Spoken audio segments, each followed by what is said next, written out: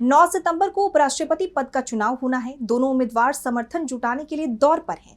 इसी सिलसिले में विपक्ष के उम्मीदवार बी सुदर्शन रेड्डी मुंबई पहुंचे, जहां उन्होंने उद्धव ठाकरे से मुलाकात की।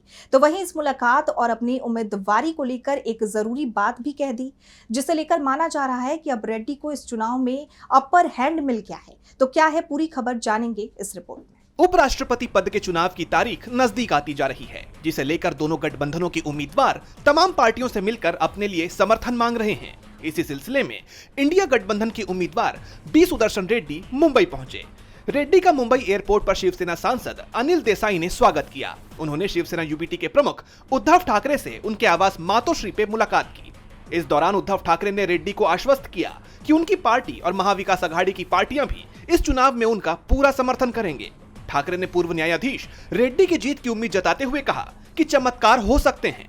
उन्होंने ये भी कहा कि जिन सांसदों को देश से प्यार है वो एनडीए के उम्मीदवार के बजाय रेड्डी को ही वोट दें।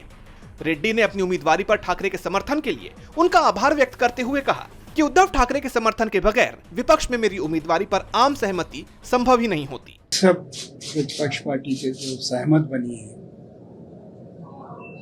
वो उद्धव जी के बगैर नहीं हो सकता, ये बात मुझे मालूम है।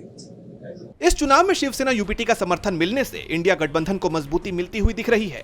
जैसा कि आप जानते हैं कि 21 जुलाई को उपराष्ट्रपति जगदीप धनखड़ के अचानक इस्तीफे के बाद ये चुनाव हो रहा है, जहां विपक्ष ने रेड्डी पर दांव चला है, तो वहीं एनडीए ने महाराष्ट्र के राज्यपाल सीपी राधाकृष्णन को अपना उम्मीदवार बनाया है। अब सबकी निगाहें 9 सितंबर पर टिकी हैं, जिस दिन देश को नया उपराष्ट्रपति मिलेगा।